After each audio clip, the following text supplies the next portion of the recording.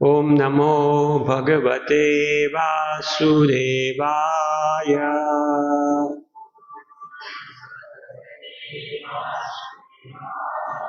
ओम नमो भगवते वासुदेवाय।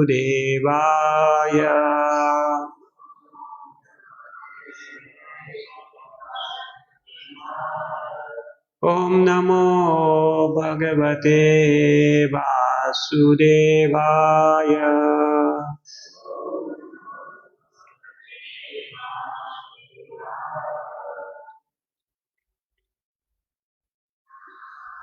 तो आगामी सप्ताह में रामनवमी आ रही है, तो उसके उपलक्ष्य में हम भगवान श्री राम के विषय में कुछ कथा श्रवण कीर्तन करेंगे। तो मैं पहले थोड़ा पढ़ता हूँ, बाद में हम कथा के विषय में चर्चा करेंगे। तो परम पूज्य भक्ति विकास महाराज भगवान श्री रामचंद्र के विषय में कुछ समझा रहे हैं, रामायण में परिचय दे रहे हैं। भगवान रामचंद्र कोई काल्पनिक, साधारण अथवा कोई अत्यंत महान मनुष्य भी नहीं है। काल्पनिक नहीं, साधारण नहीं और कोई महान मनुष्य भी नहीं, अर्थात मनुष्य नहीं है, बिल्कुल कोई महान मनुष्य भी नहीं है। वे सर्वश्रेष्ठ पूर्ण पुरुषोत्तम भगवान असंख्य आध्यात्मिक एवं भौतिक ब्रह्मांडों के स्रोत, उनके पालनकर्ता एवं नियंत्रक है। परमात्मा होने के कारण प्रत्येक अणु में एवं सभी जीवों के हृदय में उनका वास है। वे भूत, वर्तमान एवं भविष्य को जानने वाले त्रिकाल ज्ञाता है। भगवान राम बल, कीर्ति, संपत्ति, ज्ञान, सौंदर्य व त्याग नामक इन 6 ऐश्वर्यों से पूर्ण रूपेण परिपूर्ण है। वे गुण धाम है तथा योगियों, सन्यासियों एवं विशेषकर भक्तों के जो उनकी अचिंत्य लीलाओं का गान करने में आनंद प्राप्त करते हैं, उनके जीवन के अंतिम ध्येय है। पूर्ण पुरुषोत्तम भगवान के मूल रूप श्री कृष्ण के विस्तार होने के कारण भगवान रामचंद्र सदा आध्यात्मिक आकाश स्थित अपने लोक में निवास करते हैं। वहां उनके साथ उनकी नित्य संगिनी सीता, उनके भ्राता लक्ष्मण, भरत तथा शत्रुघ्न एवं उनके सुप्रसिद्ध भक्त हनुमान तथा सहचर निवास करते हैं। पीड़ित बद्धात्माओं के उद्धार हेतु अपनी अति विशिष्ट कृपा को दर्शाने के लिए भगवान समय समय पर इस भौतिक विश्व में अवतार लेते हैं। भगवान भगवद गीता अध्याय 4 श्लोक संख्या 7-8 में विस्तार पूर्वक समझाते हैं, यदा यदा हि धर्मस्य ग्लानिर्भवति भारत अभ्युत्थानम धर्मस्य तदात्मानं सृजाम्यहम् परित्राणाय साधूनां विनाशाय च दुष्कृताम् धर्म संस्थापनार्थाय संभवामि युगे युगे। हे भरतवंशी, जब भी और जहां भी धर्म का पतन होता है और अधर्म की प्रधानता होने लगती है, तब तब मैं अवतार लेता हूं। भक्तों का उद्धार करने, दुष्टों का विनाश करने तथा धर्म की पुनः स्थापना करने के लिए मैं हर युग में प्रकट होता हूं। परमेश्वर जब भी इस भौतिक विश्व में आते हैं, वह स्वयं की इच्छा से आते हैं। वे बद्ध जीवों की भांति अपने पूर्वकृत कर्मों के फल स्वरूप जन्म नहीं लेते। भगवान कर्म के नियमों एवं अधिकारों से नितांत परे अपने सच्चिदानंद स्वरूप में अवतरित होते हैं। अजो अपि सन्नव्ययात्मा भूतानामीश्वरोऽपि सन् प्रकृतिम स्वामधिष्ठाय संभवामि आत्ममायया। यद्यपि मैं अजन्मा तथा अविनाशी हूं और यद्यपि मैं समस्त जीवों का स्वामी हूं, तो भी प्रत्येक युग में मैं अपने आदि दिव्य रूप में प्रकट होता हूं। जब परमेश्वर अवतरित होते हैं तब वह अतुलनीय क्रियाकलापों को संपादित कर अपने विशिष्ट स्वभाव को प्रदर्शित करते हैं। जब वह अपने मूल श्री कृष्ण रूप में प्रकट होकर आए, तब उन्होंने अनेक अजय प्रतीत होने वाले दैत्यों का वध किया। अपनी कनिष्ठ अंगुली के छोर पर गोवर्धन को 7 दिनों तक उठाए रखा। सूर्यास्त के पश्चात पुनः सूर्योदय करवाया। सूर्यास्त के पश्चात सूर्योदय होता है, लेकिन समय से पहले। तथा अपने मित्र अर्जुन को ब्रह्मांड से परे की यात्रा करवाई। वामन अवतार में जब वह बौने का रूप धारण करके आए, तब 2 पग में ही संपूर्ण सृष्टि को पार कर लिया। एक दिव्य विशाल शुकर के रूप में वराह अवतार लेकर उन्होंने अपने कक्ष से गिरी पृथ्वी को उठा लिया। नरसिंह अवतार लेकर उन्होंने दैत्यराज हिरण्यकश्यप का वध करके घोर दुष्कर्म को रोका। यद्यपि मूर्ख मनुष्यों को ऐसी असाधारण विजय पर संदेह होता है, किंतु परमेश्वर तो क्रीड़ावत बिना प्रयत्न के ही लाखों ब्रह्मांडों का सृजन, पालन व संहार करते हैं। कल और आगे पढ़ेंगे इसमें से। ओम अज्ञानतिमिरान्धस्य ज्ञानाञ्जन शलाकया चक्षुरुन्मीलितं येन तस्मै श्री गुरुवे नमः।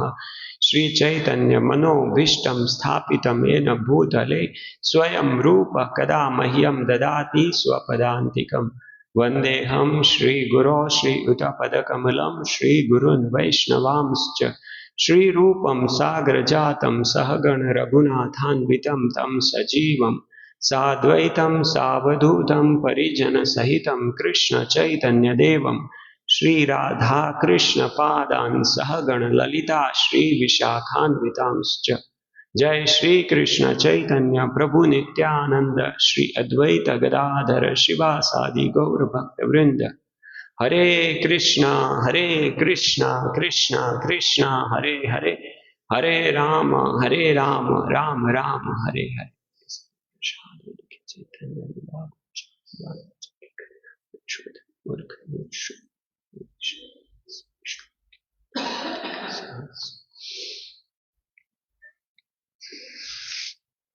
तो आप लोग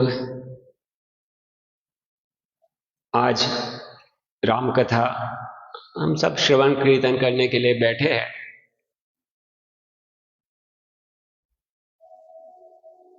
हर दिन हम कथा सुनते हैं, भागवत कथा सुनते हैं। तो भागवत कथा और राम कथा कुछ अलग अलग नहीं है, एक ही है। भगवान की कथा, राम की कथा, राम ही भगवान है। लेकिन रामनवमी के अवसर पर हम विशेष रूप से भगवान कृष्ण के उन रूपों के विषय में सुनना चाहते हैं जो अलग अलग समय पर अवतरित हुए। रामनवमी पर राम रूप में जो अवतरित हुए और उन्होंने जो कार्यकलाप किए,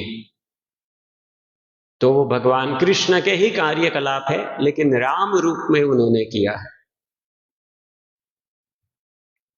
तो बहुत सारी राम कथाएं विशेष करके यहां पर भी होती है, सौराष्ट्र में बहुत राम कथाएं होती है। और बहुत सारे भक्तों ने तो बहुत सारी राम कथाएं शायद सुनी भी होगी।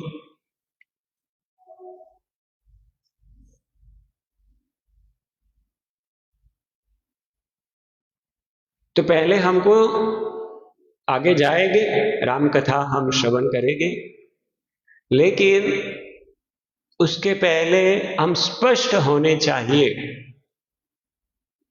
कि हम जिनके विषय में सुनने जा रहे हैं वो कौन है।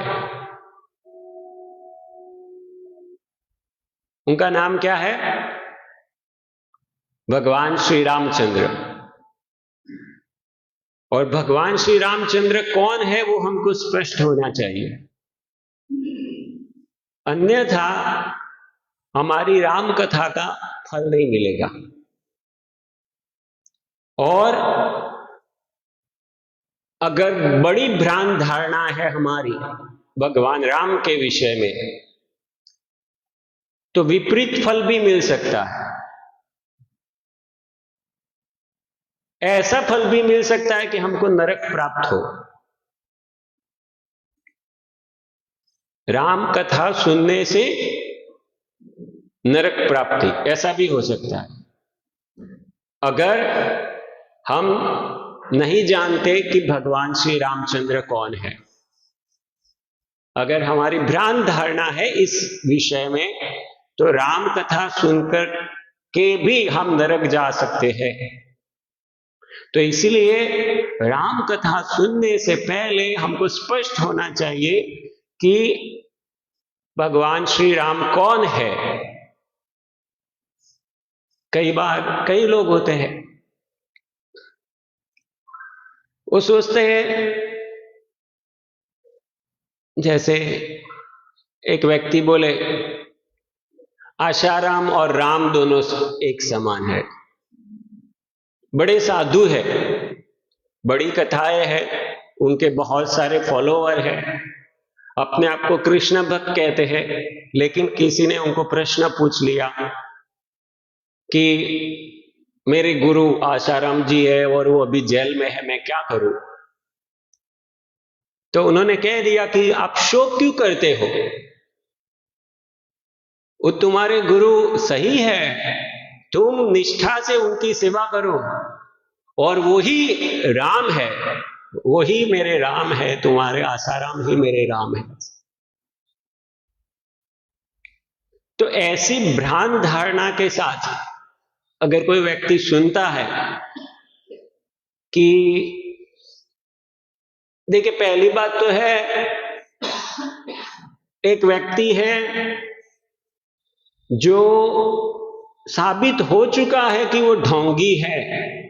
ऐसा नहीं कि खाली मैं बोल रहा हूं या आप बोल रहे हो, पूरी दुनिया जानती है वो ढोंगी है और उनके करतूतों के कारण उनको जेल में रखा गया है।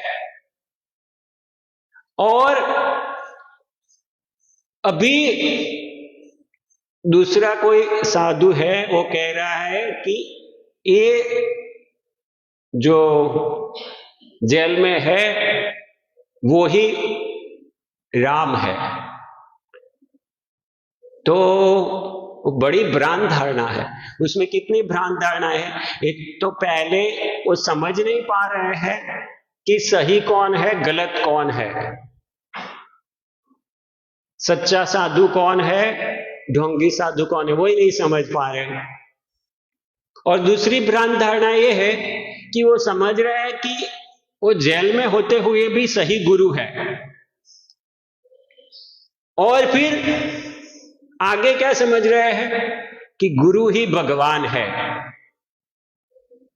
इसलिए पहले तो वो सही कर रहे हैं कि भले ही वो जेल में है फिर भी गुरु है और तुम्हारा गुरु ही तुम्हारा भगवान है। तो इसका मतलब क्या हो गया कि गुरु जी राम हो गए। तो राम भगवान है और हमारे गुरु को हम भगवान राम बना दे तो वो बात गलत हो जाएगी। फिर ऐसी राम कथा का फल यही होगा जो मैं कहा। ऐसी राम कथा हम जितनी ज्यादा सुनेंगे उतने ज्यादा हम नरक की ओर आगे बढ़ेंगे। तो इसलिए पहले स्पष्ट होना चाहिए कि गुरु भगवान नहीं है। इसलिए महाराज ने पहली लाइन क्या लिखा, देखिए पहली लाइन में स्पष्ट, भगवान रामचंद्र कोई काल्पनिक साधारण अथवा कोई अत्यंत महान मनुष्य नहीं है। महान वो खाली कोई मनुष्य नहीं है, वो भगवान है, और कोई भगवान बन नहीं सकता। कोई कितना भी बड़ा हो जाए लेकिन कोई भगवान नहीं बन सकता। तो ये भ्रांत धारणा है कि गुरु ही भगवान है, गुरु गुरु है, भगवान भगवान है। तो वो भ्रांत धारणा निकालनी पड़ेगी। फिर दूसरी भ्रांत धारणा ऐसी है कि सभी जीव, मतलब कहते ना, राम तो अंदर बैठे हुए हैं, से कहते हैं राम अंदर बैठे हुए हैं। तो बात सही है, राम अंदर बैठे हुए हैं, लेकिन उसका मतलब ये नहीं है कि मैं ही वो राम हूं। क्योंकि राम तो बैठे हैं, लेकिन राम के साथ साथ मैं भी बैठा हूं। तो मैं और राम अलग अलग है, और मैं जो भी करता हूं वो किसको भुगतना पड़ेगा? मुझे भुगतना पड़ेगा, राम को नहीं भुगतना पड़ेगा। राम तो साक्षी रूप में बैठे हैं अंदर। उपदष्टा अनुमंता च भर्ता भोक्ता महेश्वर। तो आत्मा और परमात्मा, ऐसे ये शब्द भी उपयोग कर सकते हैं, या तो जीव और भगवान, तो वो एक नहीं है। अगर ये भ्रांत धारणा के साथ हम सुनेंगे कि जीव और भगवान एक ही है। आज मैं राम कथा सुन रहा हूं, और राम कथा सुन के मैं आगे बढ़ता जाऊंगा, बढ़ता जाऊंगा, बढ़ता जाऊंगा, और एक दिन आएगा मैं ही राम बन जाऊंगा। तो वो भ्रांत धारणा है। एक बार एक भक्त सच्चिदानंद प्रभु बता रहे थे कि उनके कोई संबंधी ने भागवत कथा का आयोजन किया था हरिद्वार या ऋषिकेश में कहीं, तो उनको बुलाया, आप आइए। तो प्रभु जी गए उधर, और पहले 6 दिन तो अच्छी कथा किया उन्होंने, और फिर 7वें दिन क्या बता रहे हैं? बता रहे हैं कि देखो, कृष्ण ये सब महान लीलाएं कर पाए। क्यों? क्योंकि उन्होंने समझ लिया था कि वो ही भगवान है, कृष्ण ही भगवान है। ऐसा उन्होंने समझ लिया कि मैं ही भगवान। और वो कथाकार बोल रहे हैं कि मैंने भी अभी ये समझ लिया है कि मैं ही भगवान हूं, मैं ही कृष्ण हूं। और अभी आप लोगों की बारी है कि आपको भी समझना है कि आप भी भगवान है, आप भी कृष्ण है। तो ये सब भ्रांत धारणाओं के साथ हम राम कथा सुनेंगे, तो राम कथा के जो भौतिक लाभ होते हैं, राम कथा सुनने के बहुत भौतिक लाभ भी है। धर्म, अर्थ, काम, मोक्ष सब कुछ मिल सकता है। राम कथा सुनने से सब कुछ मिल सकता है, लेकिन वो भी नहीं मिलेगा अगर ऐसी भ्रांत धारणा के साथ कोई सुनता है, तो वो भी नहीं मिलेगा। धर्म, अर्थ, काम, मोक्ष भी नहीं मिलेगा। वो उन व्यक्तियों को मिलेगा जो अज्ञानी है, जो निर्दोष है, जो बालिश है, उन लोगों को वो लाभ मिलेगा। लेकिन जो ऐसे अपराधी है, उन लोगों को वो लाभ भी नहीं मिलेगा। तो इसलिए भगवान की कथाएं सुनना अच्छा है, लेकिन उसके पहले हमको समझना पड़ेगा कि भगवान कौन है। नहीं तो हम भगवान की कथा सुनते सुनते सुनते सोचेंगे हाँ हम ही भगवान है। तो और इसलिए भगवान ने ये लीलाएं किया, तो हमको भी अभी ये लीलाएं करनी है, क्योंकि हमने साक्षात्कार कर लिया हम ही भगवान। तो इसलिए सबसे पहले समझना पड़ेगा भगवान रामचंद्र कौन है। वो पूर्ण पुरुषोत्तम भगवान श्री कृष्ण ही है, जो उनके भक्तों की इच्छा से एक अलग रूप में प्रकट होते हैं। भगवान बहुत सारे रूप में प्रकट होते हैं, खाली राम रूप में नहीं। रामादि मूर्तिषु कला नियमेन तिष्ठन् नाना अवतार मकरोद भुवनेषु किंतु कृष्ण स्वयं समभवत परम पुमानयो गोविंदमादि पुरुषम तमहम भजामि। तो भगवान श्री कृष्ण अलग अलग रूपों में प्रकट होते हैं। तो भगवान का जो राम रूप है वो भी कृष्ण का एक रूप है, जिसमें भगवान मर्यादाएं सिखाते हैं। इस जगत में हमको किस प्रकार से रहना चाहिए वो सिखा रहे हैं भगवान।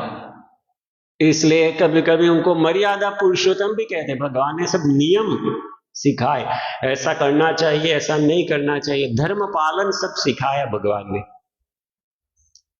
जब भगवान कृष्ण रूप में आते हैं तो उसमें भी भगवान धर्म सिखाते हैं, लेकिन कई लीलाएं ऐसे भी करते हैं जो धर्म की, ऐसा दिखता है कि धर्म की परिधि से बाहर है, हालांकि उसमें भी ऐसा कुछ नहीं करते भगवान, लेकिन ऐसा लगता है कि वो धर्म की परिधि से बाहर थी। लेकिन इवन कृष्ण लीला में भगवान जो करते हैं वो भी, जो कृष्ण भक्त होगा वो समझ पाएगा कि वो भी धर्म की परिधि से बाहर नहीं है। तो भगवान श्री रामचंद्र के रूप में भगवान कृष्ण प्रकट हुए हमको सिखाने के लिए कि मर्यादाओं का पालन किस प्रकार से होना चाहिए। तो ये समझ के साथ हम सुनेंगे कि भगवान राम एक व्यक्ति है, कोई निराकार ब्रह्म नहीं है जो जो सर्वव्यापी है वो भी राम है, वो उनकी शक्ति का विस्तार है, उस रूप में वो राम है। लेकिन इसका मतलब ये नहीं है कि राम का अपना रूप नहीं बचा, अभी वो सब जगह में फैल गया, ऐसा नहीं। भगवान का अपना धाम है, जैसे महाराज ने बताया, ऐसे वो अपने नित्य धाम अयोध्या में अपने संगियों के साथ वास करते हैं और समय समय पर भौतिक जगत में भी अपने संगियों के साथ प्रकट होते हैं। हमको उनकी लीलाओं का दर्शन करा के उसके लिए हमारे हृदय में लोभ उत्पन्न करके हमको उधर ले जाने के लिए। तो इसलिए हमारे हृदय में वो लोभ जागृत हो कि भगवान कितने करुणामयी है, भगवान कैसे लीलामयी है, भगवान कैसे आनंदमय है, भगवान कैसे कृपामय है, वो सब लोभ हमारे हृदय में जागृत हो, इसलिए राम कथा सुननी चाहिए। और कोई प्रयोजन से नहीं, एक ही प्रयोजन कि हम जो भूल गए हैं, हमारा स्वरूप भूल गए हैं, भगवान राम के साथ हमारा जो नित्य संबंध है वो भूल गए हैं और भौतिक जंजाल में फंस गए। हमने यहां हमारे भौतिक संबंध बना लिए हैं, तो हम समझ पाए कि हमारा वास्तविक संबंध क्या है। इसलिए हमको राम कथा सुननी चाहिए।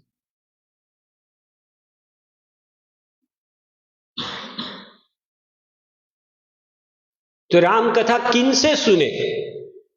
राम कथा सुननी चाहिए, क्या धारणा से सुननी चाहिए वो हमने देख लिया। भी किन से सुने?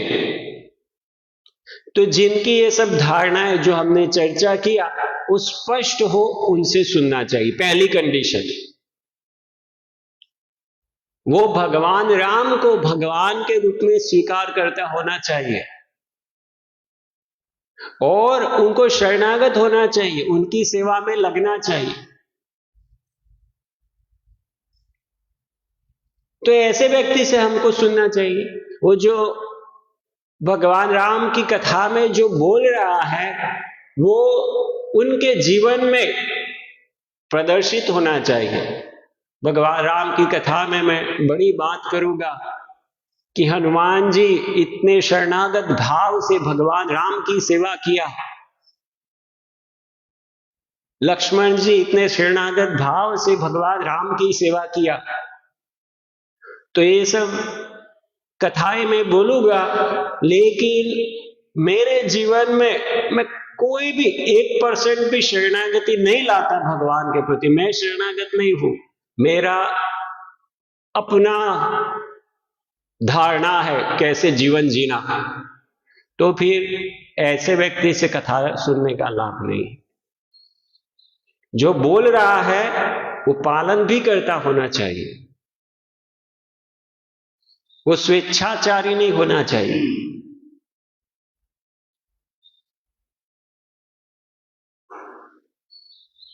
अवैष्णव नहीं होना चाहिए,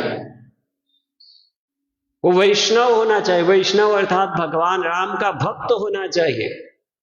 अभी भगवान राम को वो निराकार कह रहा है, या तो ऐसे ढोंगियों के साथ तुलना कर रहा है, या तो जीव के साथ तुलना कर रहा है, तो ऐसे व्यक्ति से सुनने से लाभ नहीं है।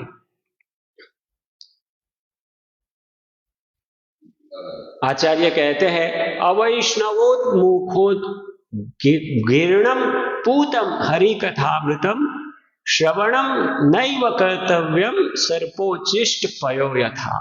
तो ऐसे व्यक्तियों से हम कथा सुनेंगे तो वो कथा दूध जैसा काम नहीं करे। जैसे दूध पीते हैं तो शरीर में शक्ति आती है, लेकिन उस दूध में अगर सर्प ने दंश लगा दिया है तो फिर वो दूध का काम नहीं करेगा, जहर का काम करेगा। तो ऐसे अभक्तों से अगर कथा सुनी जाएगी तो वो दूध जैसा काम नहीं करेगी, लेकिन जहर जैसा काम करेगी। हमको लगेगा प्रभु जी ये तो राम कथा ही है, इसको सुनने में क्या आपत्ति है।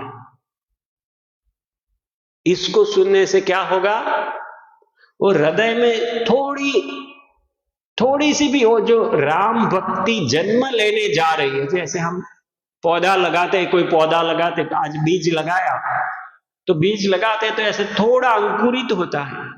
तो हमारे हृदय में थोड़ी भी जो राम भक्ति, राम के प्रति थोड़ा भी प्रेम जागृत हो रहा है, अगर ऐसे व्यक्ति से सुना तो उधर ही वो मर जाएगा, कुचल जाएगा पूरा, वो पौधा आगे नहीं बढ़ पाएगा।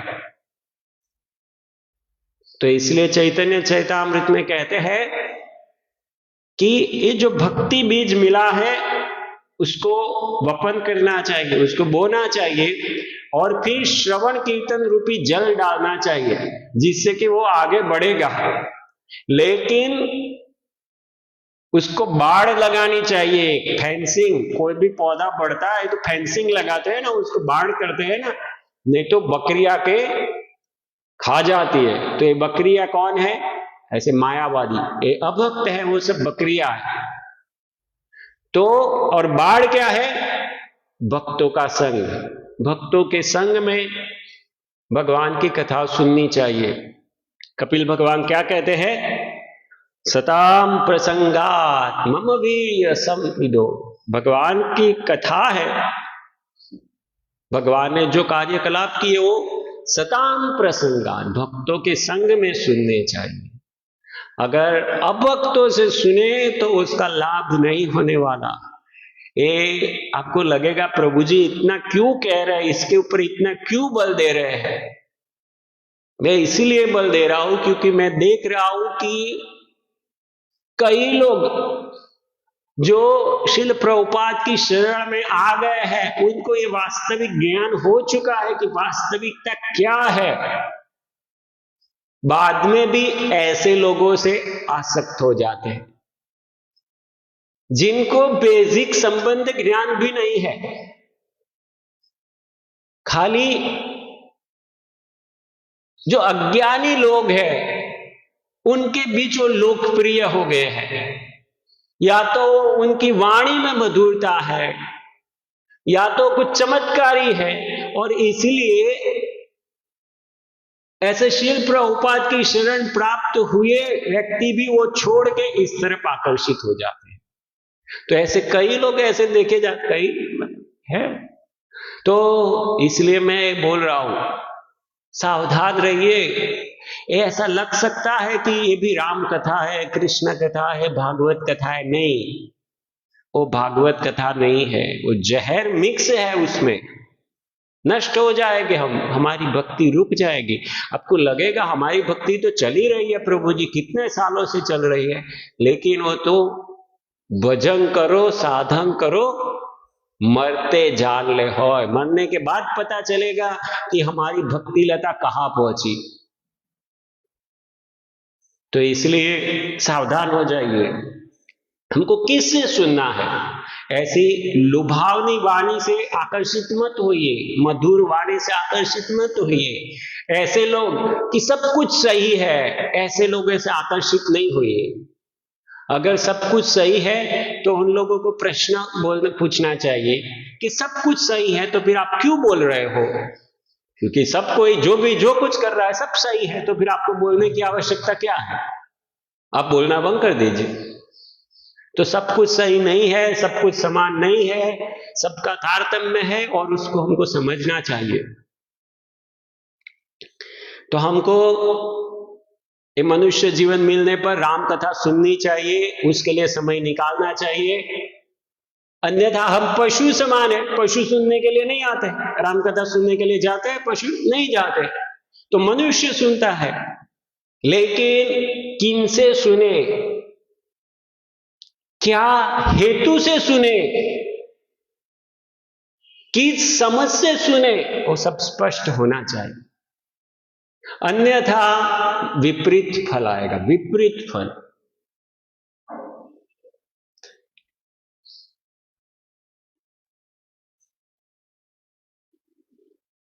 कई लोग ऐसे भी होते हैं, जैसे गुरु महाराज पहले ही लिखे कि ये काल्पनिक नहीं है, वो भी एक बड़ी भ्रांत धारणा है। तो वो भी हमको अच्छे से समझ लेना चाहिए, नहीं तो हमारे हृदय में श्रद्धा जागृत होगी ही नहीं। हम कितने भी राम कथा सुन लेंगे, लेकिन हृदय में श्रद्धा जागृत नहीं होगी भगवान के प्रति, और श्रद्धा जागृत नहीं होगी तो फिर आगे के स्टेप्स तो कहां से आएंगे? पहला ही सोपान हम चढ़े नहीं तो फिर दूसरा, तीसरा, चौथा, साधु संग, भजन, क्रिया, अनर्थ निवृत्ति, वो सब कहां होगा? तो कई लोग मानते हैं ये रामायण तो काल्पनिक है,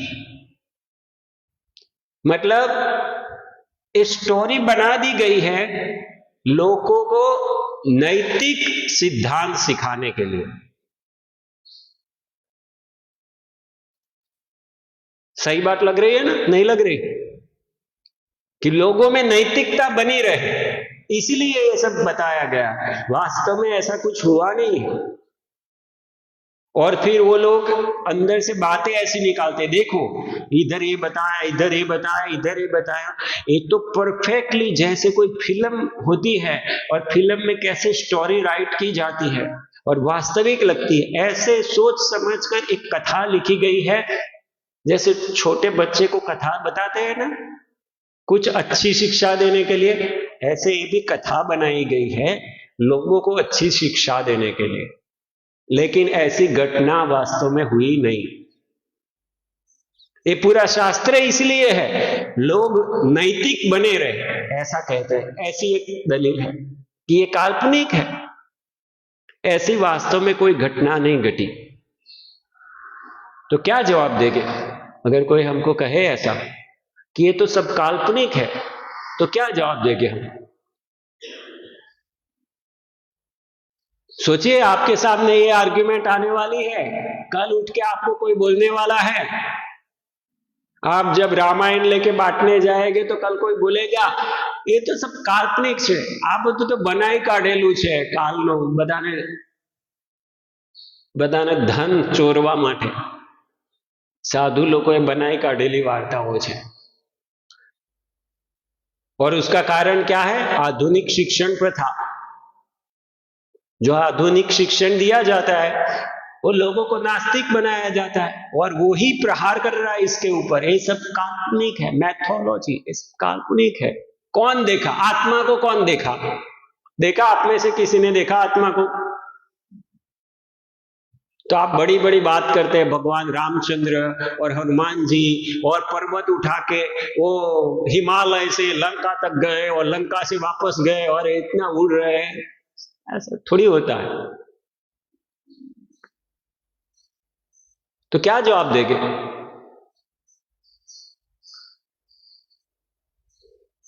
आप में से किसी ने नहीं देखा है ऐसा होते हुए?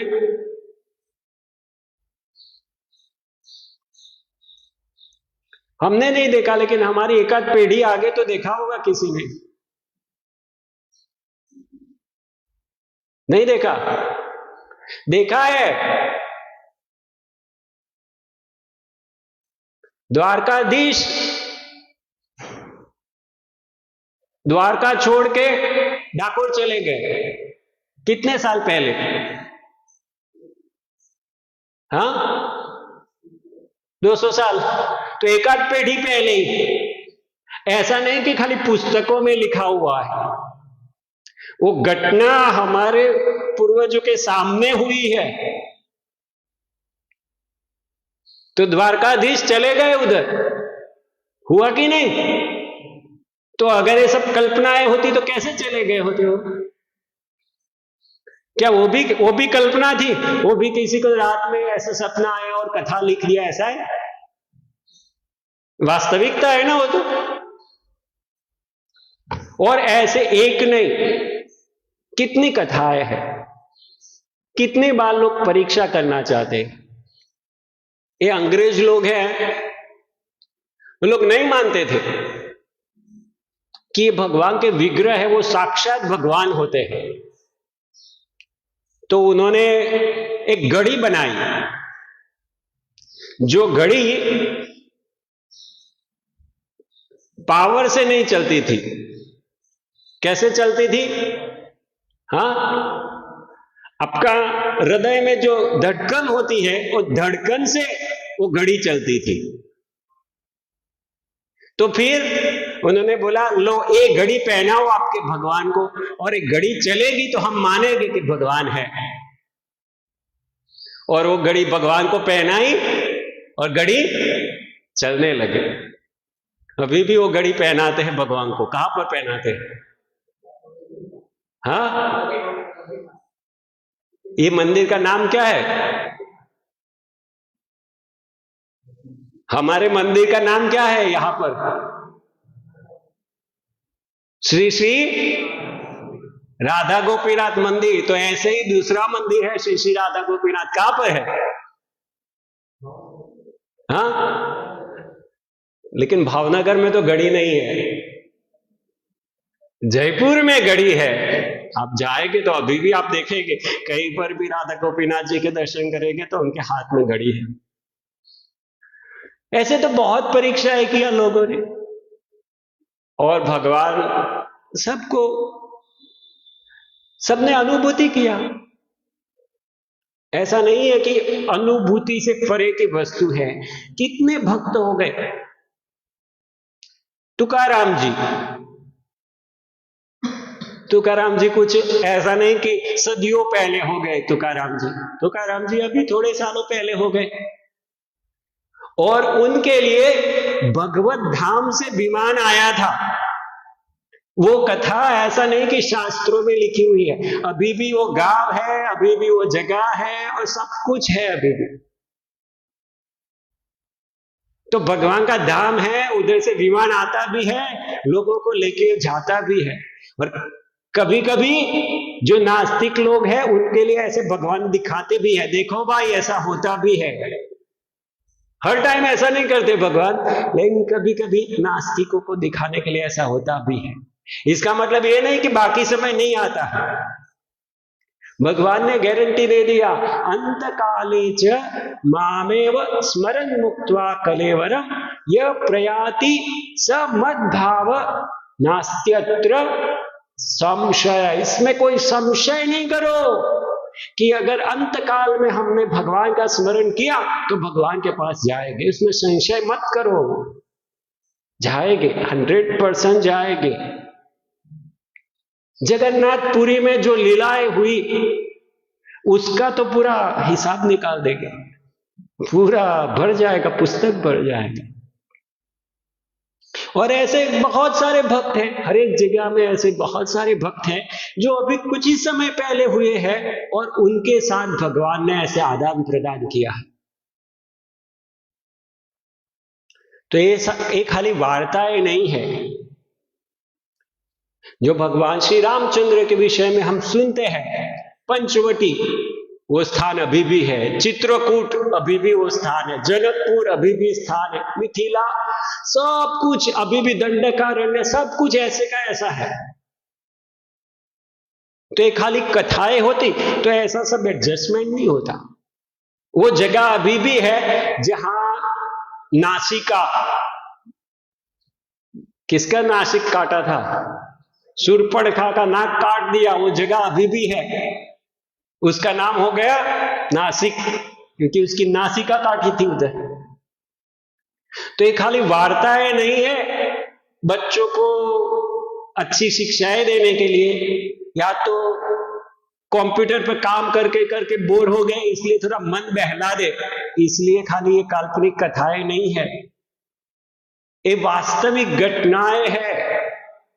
और ये भगवान ये लीलाएं क्यों करते हैं? क्योंकि हम इसको सुने और सुन के हमारे हृदय में वो लोभ जागृत हो कि हाँ, मुझे भी भगवान की इन लीलाओं में भाग लेना है। भगवान कितने करुणामयी है, हमारे हृदय में भगवान के प्रति प्रेम है, नित्य सिद्ध कृष्ण प्रेम साध्य कबू नय, श्रवणादि शुद्ध चित्ते करहु उदय। तो हमारे हृदय में कृष्ण प्रेम है, लेकिन अभी आवृत हो गया है, तो उसको उदय करना है। तो श्रवण आदि शुद्ध चित्ते करो उदय, उसकी शुरुआत होती है जब हम भगवान के विषय में सुनते हैं। तो सुनने से हमारा जो सुषुप्त कृष्ण प्रेम है, भगवत प्रेम है, वो जागृत होगा। तो इसीलिए हमको भगवान की कथा सुननी है। और जिनको ऐसा पूर्ण विश्वास है भगवान में, भगवान की भक्ति में, भगवान के रक्षण में, ऐसे भक्तों से हम सुनेंगे तो हमको भी विश्वास होगा, हमको भी श्रद्धा होगी।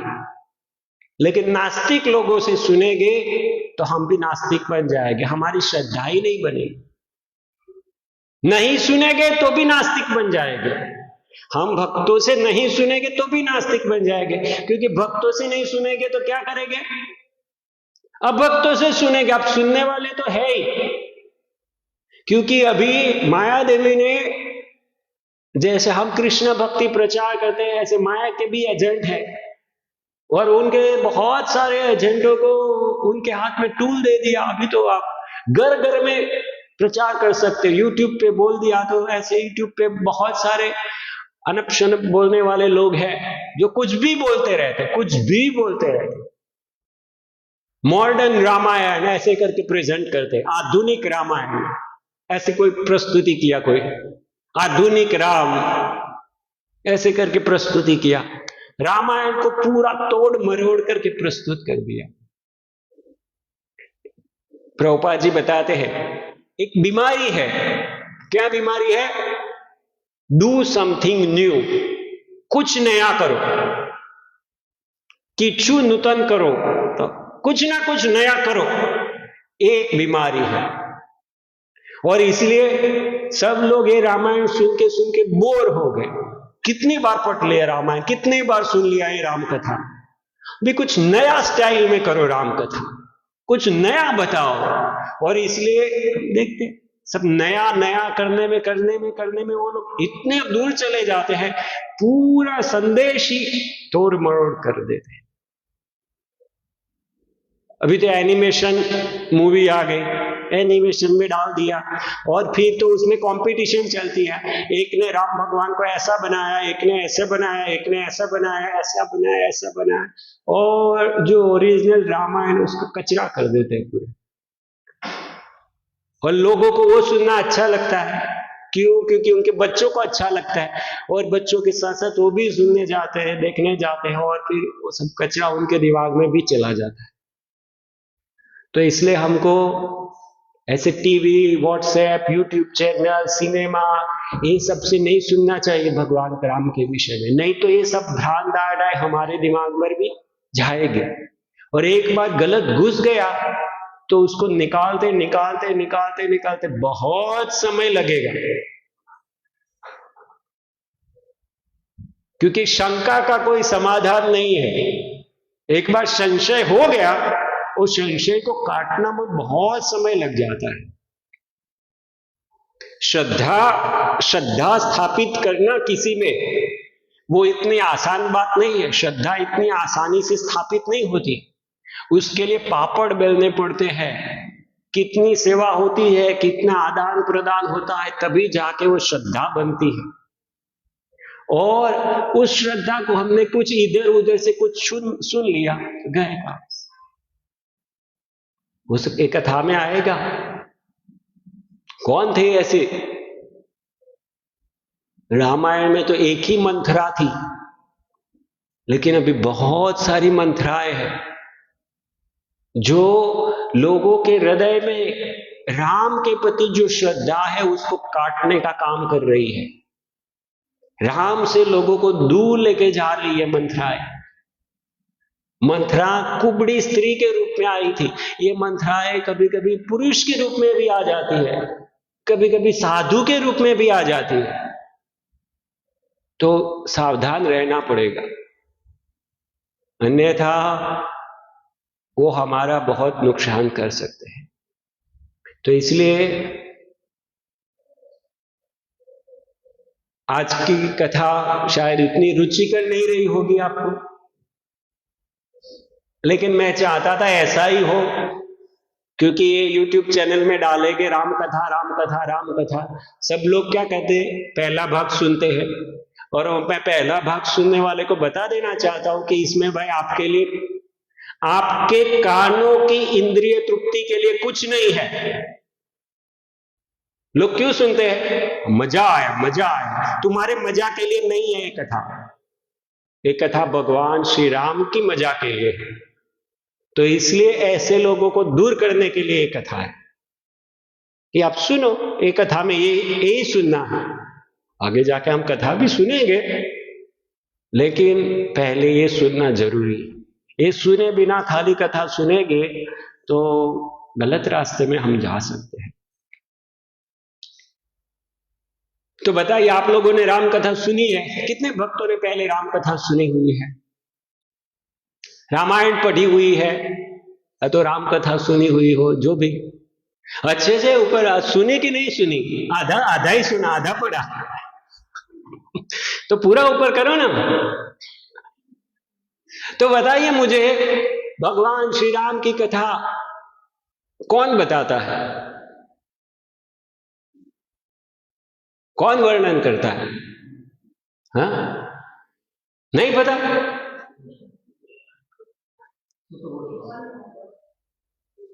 सूत गोस्वामी भी बहुत बार भगवान राम की कथा का वर्णन होता है।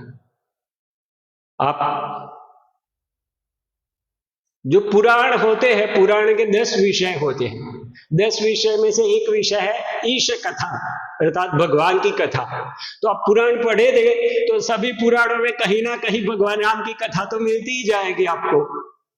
तो सभी पुराणों में थोड़ा बहुत तो वर्णन है, लेकिन हम विशेष रूप से ये रामायण की बात कर रहे हैं।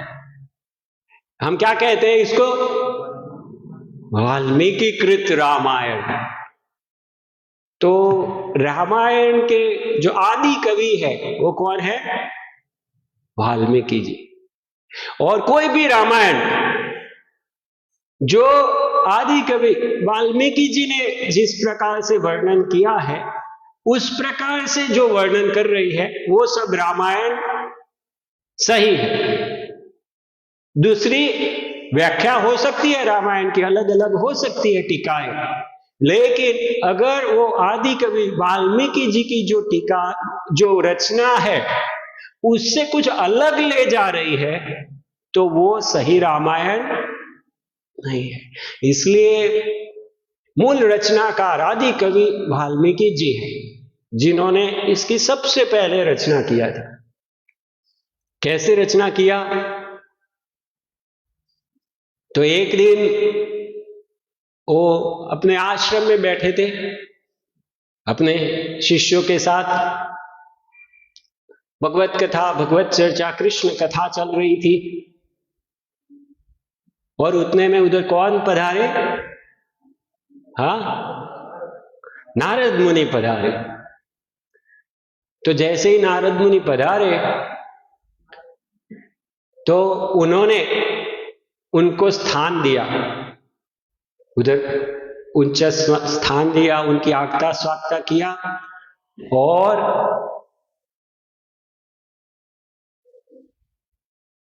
जब वो संतुष्ट हुए तब उनसे प्रश्न पूछा।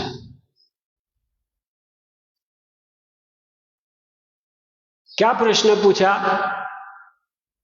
अभी ये धरातल पर काफी एक प्रश्न नहीं पूछा, 2-4 प्रश्न पूछे।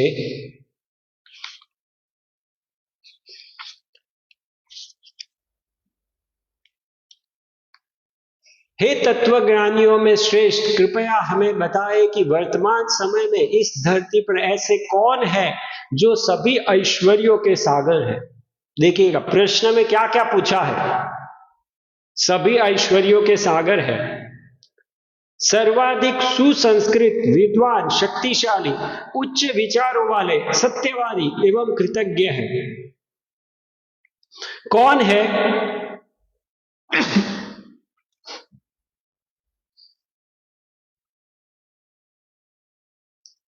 कौन है जिनका चरित्र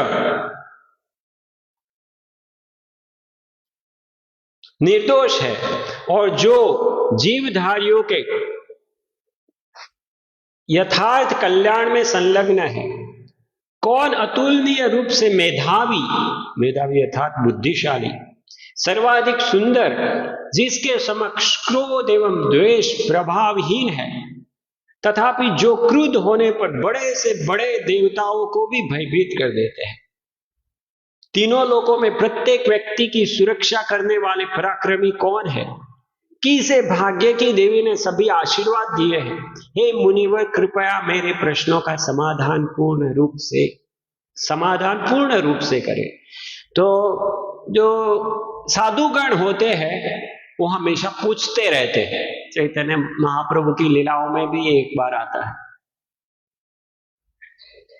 तो हमेशा पूछते रहते हैं। लेकिन किसके विषय में पूछते हैं? इस साल वर्ल्ड कप कौन जीतेगा, इस साल फुटबॉल टूर्नामेंट कौन जीतेगा, शेयर बाजार का भाव क्या है, ये सब प्रश्न नहीं पूछते। ऐसे प्रश्न पूछते हैं जो लोक कल्याण के हेतु। तो पूछ रहे हैं कि ऐसा व्यक्ति कौन है जो सबका कल्याण करने वाला है, सबका रक्षण करने वाला है। ऐसा अभी कौन है धरातल? और उसका जवाब नारद मुनि क्या बताते हैं? जवाब में भगवान श्री रामचंद्र के गुणगान गाते हैं। भगवान रामचंद्र के, भगवान राम का नाम, रूप, गुण, लीला सभी का वर्णन करते हैं। भगवान का रूप कितना मधुर है, सुंदर है, और उनकी वाणी कितनी सुंदर है। तो नाम, रूप, गुण, उनके गुणों के विषय में, उनकी लीलाओं के विषय में सब कुछ नारद मुनि वर्णन करते हैं। और उनकी बातें सुनकर वाल्मीकि जी संतुष्ट होते हैं और फिर नारद मुनि उधर से अंतर्ध्यान होते हैं। वाल्मीकि जी अपने कार्यों में लगते हैं, ध्यान में, भगवान के ध्यान में। जो अभी जो हम सुनते हैं, फिर क्या होता है? हम जो सुनते हैं फिर क्या होता है? हमारे मन में वही बात चलती रहती है। तो भगवान का चिंतन करते करते वो अपने कार्यों में मग्न थे। संध्या वंदना समय हो गया था। संध्या वंदना करना अर्थात नदी में स्नान करना। तो नदी में स्नान करने के लिए जाते हैं अपने शिष्यों के साथ। और जाते समय उन्होंने देखा कि एक पारधी था, वो पारधी शिकार करने के लिए तैयार था और उधर एक सारस पक्षी का जोड़ा आता है और वो मैथुन क्रिया में रत थे और उसी समय वो पारधी ने उसमें से जो नर पक्षी था उसको मार दिया। तो ये कृत्य देख के वाल्मीकि जी के मुख से वो पारधी था जो निषाद था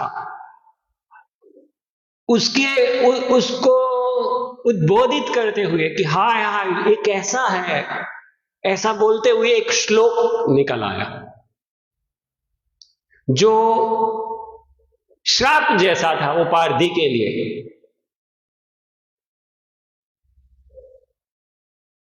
तो जब एक कार्य हुआ बाद में वाल्मीकि जी शोक करते हैं कि मैंने क्यों ये, मतलब जो भगवान के भक्त होते हैं वो सब कुछ जानते हैं कि कैसे सभी लोग अपने कर्मों का फल भुगत रहे हैं। तो वो देख पा रहे थे, वो भी उनको पता था कि ये उनका कर्मों का फल है, लेकिन उन करुणामयी भी होते हैं, भक्तों का हृदय करुणामयी होता है, तो वो सहन नहीं कर पाए और इसीलिए ये कर दिया। लेकिन उनको बाद में शोक होता है, क्यों मैं इस गुणों में, क्यों गुणों के प्रभाव से क्रोध क्यों आ गया मुझे, अच्छा नहीं है, अच्छा नहीं था, मैंने क्यों क्रोध कर दिया उपहार दे के। तो ऐसा वो अनुभव कर रहे थे। और तभी ब्रह्मा जी आते हैं और ब्रह्मा जी कहते हैं कि नहीं नहीं तुम शोक मत करो, ये कोई उच्च प्रयोजन से ये सब कुछ हुआ है, ये दैवी कार्य है, तुम इसके लिए चिंता मत करो। ये जो श्लोक तुम्हारे मुख से निकला वो कोई सामान्य नहीं था, वो भगवान श्री राम की कथा का जो पूरा वर्णन होने वाला है उसके लिए आधार होगा, इसके आधार पे पूरी कथा होगी भगवान रामचंद्र। तो फिर ब्रह्मा जी आशीर्वाद देते हैं और वाल्मीकि जी ध्यान में बैठते हैं और फिर ब्रह्मा जी की कृपा से वो उसी श्लोक का जो भाव था उसके ऊपर आगे भगवान रामचंद्र की सभी लीलाओं का वर्णन करता हुआ ये रामायण ग्रंथ की रचना करते हैं। तो जो भाव था उस समय, जो श्लोक निकला वाल्मीकि जी के मुख से, जो श्लोक निकला उस समय भाव क्या था, कैसा भाव था? एक पक्षी मर रहा है और उसी समय उनके मुख से वो श्लोक निकला, तो एक करुण भाव, दया का भाव, वो पक्षी मर रहा है तो करुण रस था और इसीलिए पूरी रामायण भी वही करुण रस में लिखी गई है और वही भाव है। हम रामायण पढ़ेंगे, रामायण पढ़ते हैं तो पढ़ते पढ़ते कई घटनाएं ऐसी है जहां ऐसा अंदर से भावनाएं आती है कि आंसू आ जाए या ऐसे गदगदित हो जाए, रुदन हो जाए ऐसे, तो कई घटनाएं ऐसी है।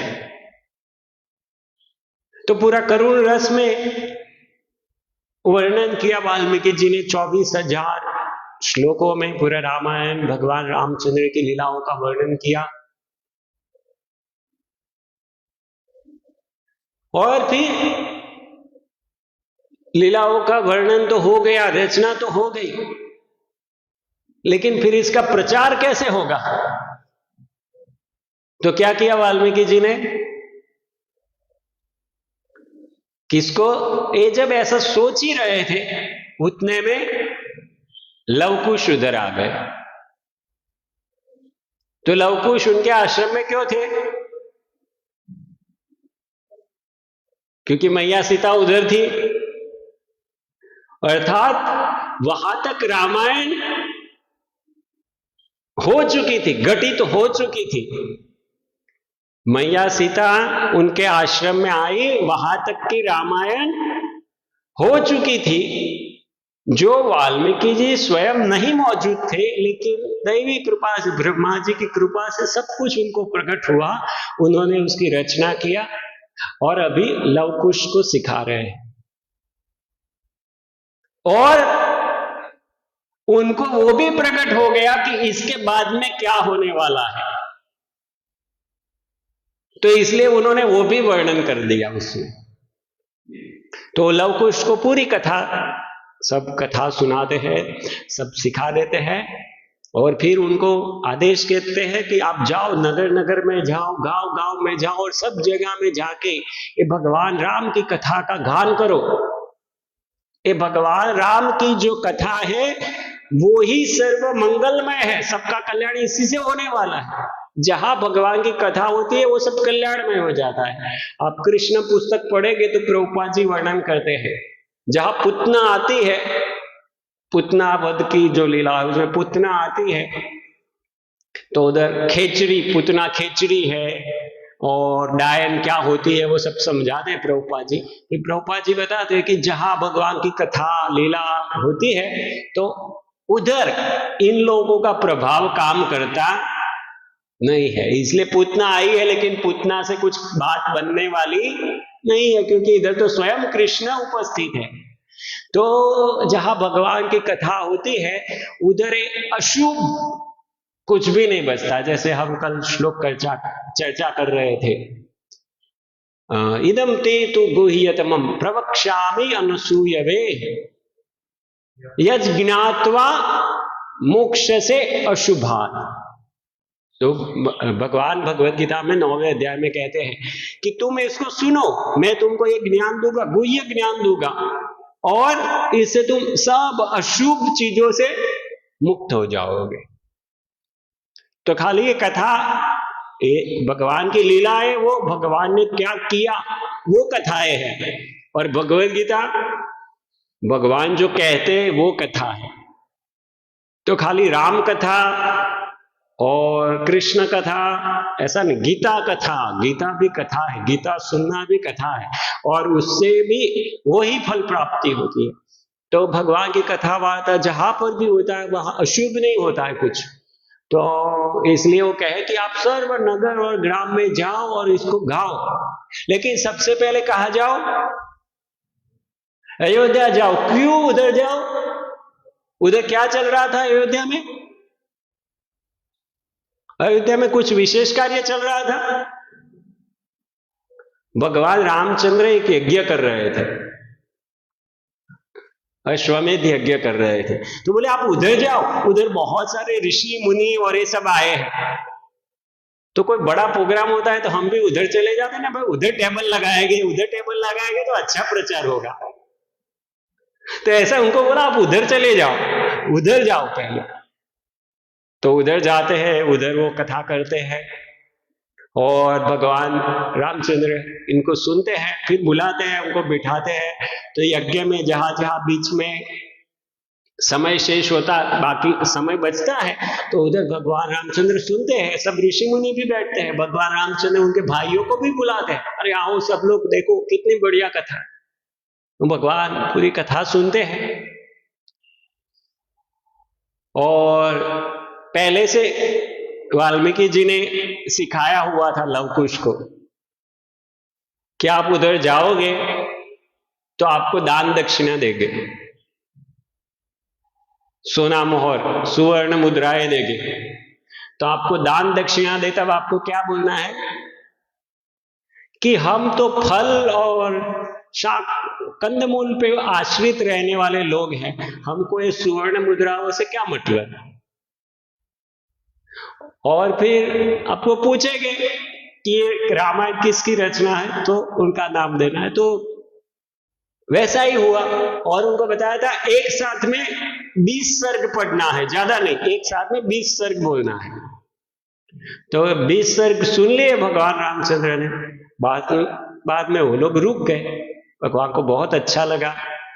भगवान ने कहा भरत इनको दक्षिणा दो, सुवर्ण मुद्राएं दो, ये दो वो दो, ऐसे। तो भरत देने जाते हैं, लोग बोले हमको, हम फल कंदमूल पर आश्रित रहने वाले, हमको इससे क्या मतलब। सब लोग चौंक गए, जो भी सुनने वाले थे सब चौंक गए, भगवान भी चौंक गए। भगवान ने पूछा, ठीक है बताओ ये रचना किसकी है? उन्होंने कहा वाल्मीकि, हमारे गुरु जी है वाल्मीकि जी, तो उनकी ये रचना है। और इसमें कितने भाग है सब कुछ भगवान ने पूछा। उन्होंने बताया 6 भाग है और 7वां उत्तरकांड भी है, और इसमें इतने सर्ग है, इतने श्लोक है, सब कुछ वर्णन किया। और फिर भगवान और कुछ दिन सुनते गए, सुनते गए, सुनते गए, सुनते गए, और जैसे कथा सुनते गए भगवान समझते गए कि ये दोनों और कोई नहीं लेकिन मेरे ही पुत्र हैं। तो फिर भगवान दूत को बुलाते हैं और भेजते हैं वाल्मीकि जी के पास, और फिर आगे की कथा होती है। वो उत्तरकांड की कथा है तो हम बाद में करेंगे। तो शुरुआत में ये होता है, शुरुआत हम जब पढ़ते हैं वाल्मीकि रामायण तो शुरुआत ऐसे ही होती है। ये कथा कौन कह रहा है? रामायण कौन कह रहा है? लवकुश कह रहे हैं, और भगवान रामचंद्र और अन्य ऋषि मुनि सब बैठ के सुन रहे हैं अश्वमेध यज्ञ के समय में। उसमें बीच में जब अवकाश होता है तब सब बैठ के सुन रहे हैं। तो लवकुश कह रहे हैं ये कथा, लेकिन खाली आपको संदर्भ समझाने के लिए मैं पूरा बताया, क्योंकि आप पढ़ेंगे तो ऐसा ही आएगा वाल्मीकि जी थे और वाल्मीकि जी ने लवकुश को सिखाया और वो जाके एक कथा करने लगे। अभी आगे से वो कथा करते हैं कि एक कौशल राज्य था और वो कितना महान था, और वो सब कथा चलेगी। और फिर जाके एंड में भी वही आएगा कि लवकुश थे और लवकुश ने सब कुछ बोला और भगवान रामचंद्र ने फिर मैया सीता को बुलाया, और फिर एंड होता है कथा का।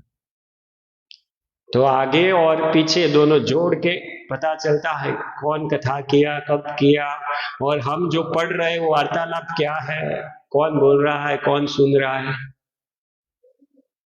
ठीक है, तो आज यहां पर विराम लेते हैं, कल आगे बढ़ेंगे। किसी का कोई प्रश्न हो तो पूछ सकते हैं।